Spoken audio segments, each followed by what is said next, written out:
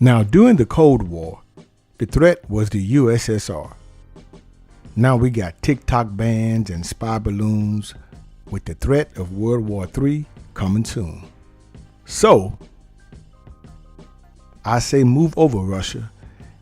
You're going to have to get out of the way to make room for the new threat, spelled China.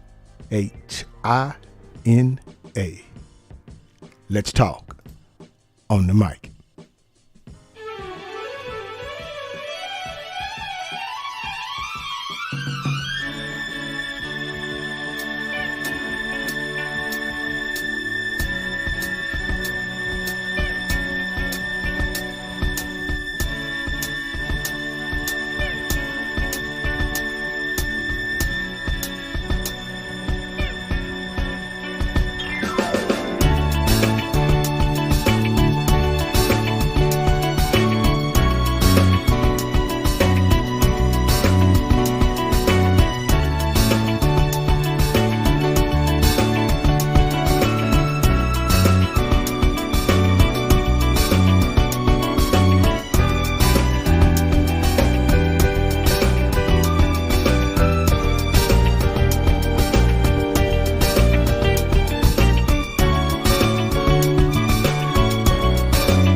Hello, good people. This is your guy, Mr. Educator, Mr. Communicator, Mr. Free Thinker, coming back at you live once again from the Lone Star State with another edition of the Media Mike Speaks, sponsored by New Justice Media. Welcome to the Media Mike Radio Show. The time is now 54 minutes past the hour, and yes, we are the voice of the everyday citizen. All right, good people. A few of my subscribers have been sending me this news about this balloon flying over Montana, the heart of the West. So, what is America going to do? So, we're going to talk about this. This may be a bit long, longer than my usual videos because this is pretty serious. So, people say, this is what is called an airship, good people. It's from China, coming from the foreign ministry. It is a civilian airship used for research, so they say. For meteorological purposes, weather stuff. That's what they're saying. It has limited steering capability. And they say this airship deviated far from its planned course, so they say. Now, the Chinese side regrets the unintended entry of the airship into U.S. airspace due to force majeure. Now, if you don't know what force majeure is, it's saying it's unforeseeable circumstances or show of force. It kind of got away from China's airspace somehow and drifted. Just with a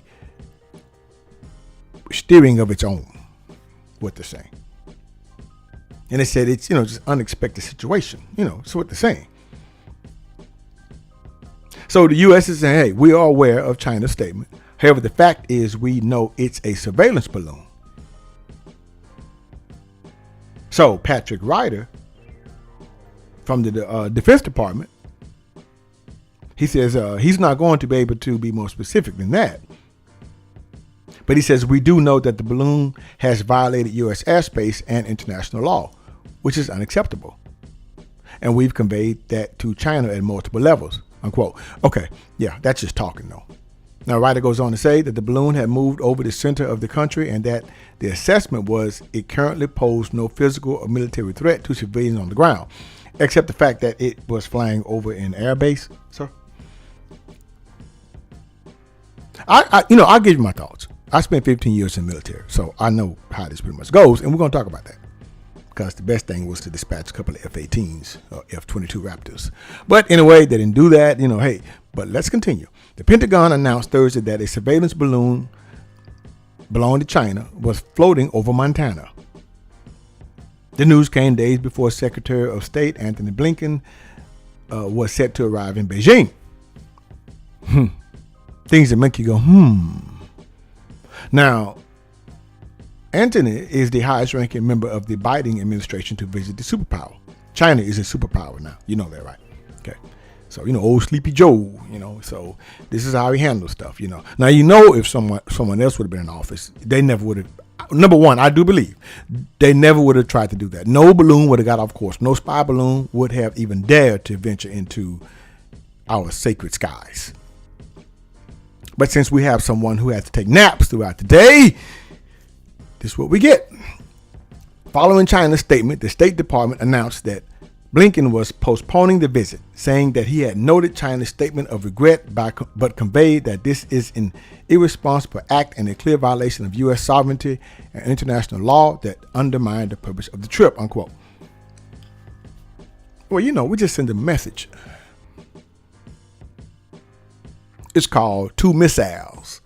One would do it, but hey, anyway.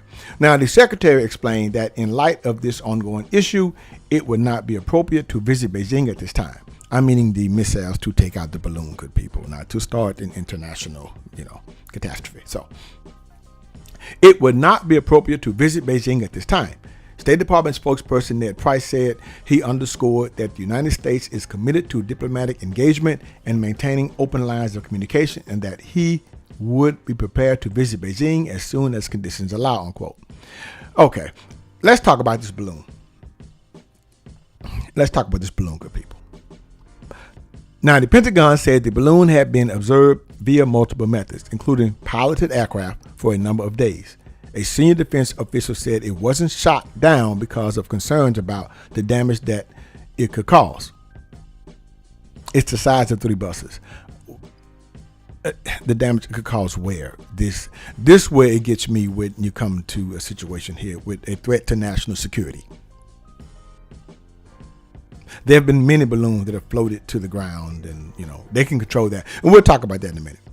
We did assess that it was large enough to cause damage from the debris field if we downed it over an area where you wait and get it out from over that area, the official said. We had been looking at whether there was an option yesterday over some sparsely populated areas in Montana, but we just couldn't buy down the risk enough to feel comfortable recommending shooting it down yesterday, unquote. I don't know what that means, but this, I'm not under this commander in chief. I don't know what that means. To me, you just filibustering. Montana is a very vast, large area of land. Just land, like Oklahoma, like Nevada, like Utah, Dakota, just land. That's why we have missile bases out there in those spots. So, Montana is home to one of the country's 3 nuclear missile silos. See what I mean? Located at Malmstrom Air Force Base. The official added that it was unlikely the balloon could provide additional surveillance data versus what China could get from a low altitude satellite, and that it didn't pose a significant danger to the area in its current state, flying above commercial airline routes. Okay. Does it pose a threat to civilian aviation? Their assessment is, good people, that it did not. Does it pose a significantly enhanced threat on the intelligence side? Their assessment right now is that it does not. They don't even know. How do you even know? How? How do you even know? You haven't even really looked at it.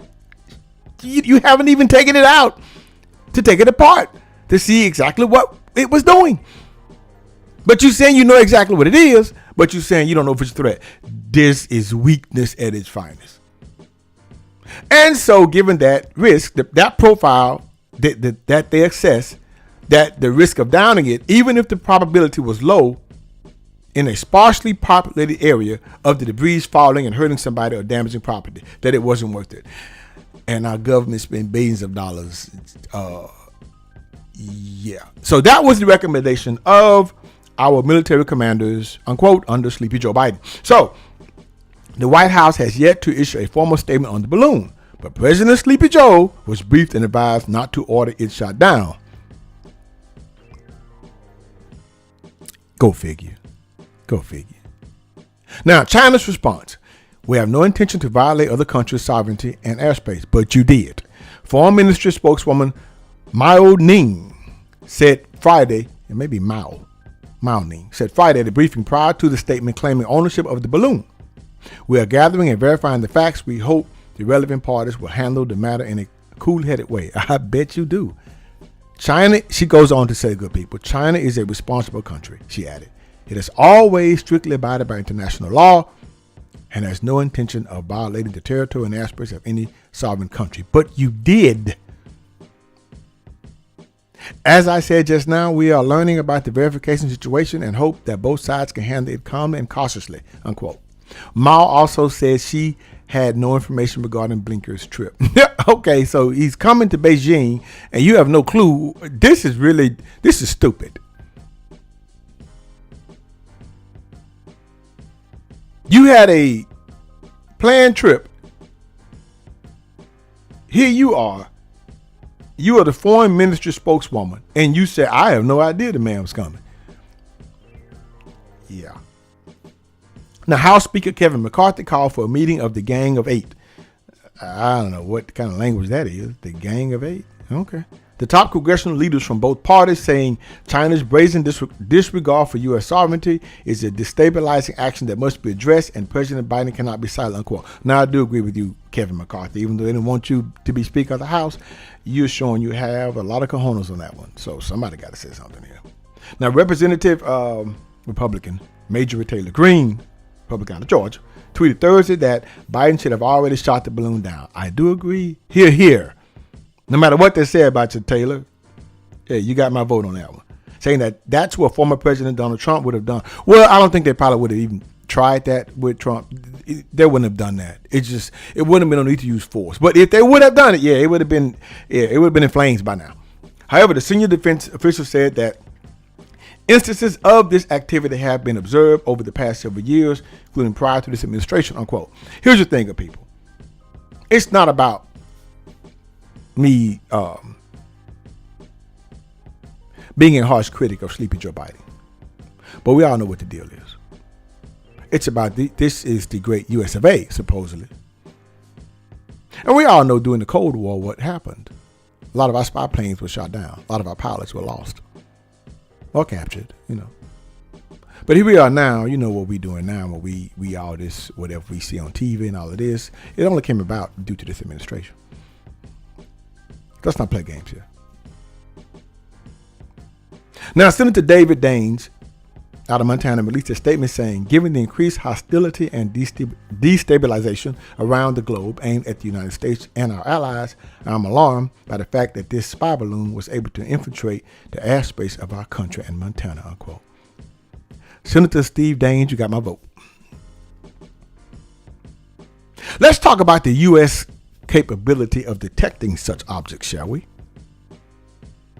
Because, see, they may have improved in the past decade. Of course they have. They should have improved since the Cold War. Now, the balloon currently over U.S. was spotted from a commercial airliner. Now, a commercial airliner had to see this. Yeah. But none of our radars picked it up. So much for improving technology in the past decade. Now, Rebecca Grant, a PhD, a national security analyst and aerospace expert at Iris Independent Research, told Newsweek that tracking the balloon was no problem, adding, she quotes, I expect they saw this on its way over across the Pacific, and it can be tracked internally by fighter radars, like I just said, like the F-22 Raptors or F-15s. She noted this thing is enormous. An aircraft carrier could have dispatched one or two of the jets and just, kept an eye on it. But they didn't. Now, the key here is the survival of this thing. It's a high altitude balloon by design, and it's able to stay in the air for a long time, even if punctured. Yeah, okay. They are survivable. I know that. It's kind of like the Goodyear blimp, the helium and all that, which prevents them from turning into a flaming wreckage. Yeah. Now, equally, balloons of this kind have an internal pressure of less than 1 pound per square inch. Now, the holes created by damage results in slow leaks and slow descents. It doesn't matter to me. I would have pumped it full of holes. More than Swiss cheese. But I'm not the one in charge, so here we are. Now, here's the thing. What you don't know, good people, back in 1998, Canadian F-18 shot down a wayward 100-meter weather balloon, which after being hit by 1,000 rounds, managed to stay airborne for another 6 days. Yeah, those were rounds from the cannon on the F-18s, not a missile. Let's see it stay afloat if you fire one of the missiles. So anyway, it's no problem really to shoot the balloon, according to Grant. Consider that a fighter could use an air-to-air missile if it needed to be precise, and if the balloon is low enough, it's possible to use a gun as well. But the problem is when you puncture it, how long does it take for the gas to flow out? Here's the thing here. It doesn't matter. Because when you shoot at it, it takes it off its intended course. When the air starts leaking out. But they're talking about controlling the crash sites.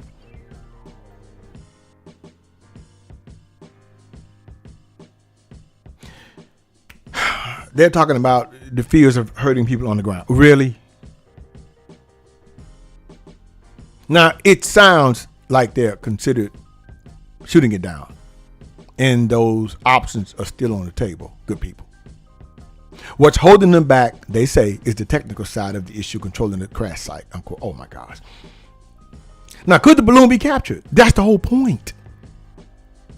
Ask if the U.S. military could somehow capture the balloon to avoid an uncontrolled crash.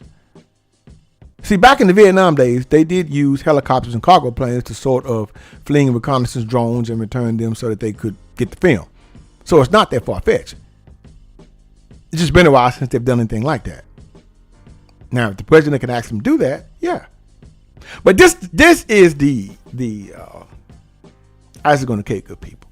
But it goes, it could be, some of the things you have to be cautious about. Because see, meanwhile, Chinese talking heads have suggested the U.S. shoot the balloon down. The Chinese are saying, shoot it down, insinuating that it did not originate from China. Now, they're saying, hey, it's not ours. Take it out. Take it out. We're going, we don't know. Expert Zhang Yufeng told the Global Times, a Chinese state mouthpiece, that it may be that the balloon had been confected by the U.S. That's what they're saying. He says, I suggest the U.S. shoot down the balloon and accuse others after it was found some evidence. After it has found some evidence, he commented. Now, the Chinese experts are saying, shoot it down, take it out the air. That's a heck of a bluff. We're playing chicken now? But the U.S. is going, we don't know, we're just going to track it. Really? Good people, good people. This is bad. And to top it off, Hung Zicheng, an expert on aerodynamics, told the English language outlet that a balloon of its reported size could fly from China to America, and that only the two nations had the technical capacity to create one. Now he just turned it right around on us. He's saying we got the power to do the same thing. It could be you all. And that was a brilliant move. That was a chess move. That was a chess move. Think about it. They're saying, shoot it down, I dare you. It's not us. Shoot it down. We're going, well, we got to see. If we're bluffing, they called it.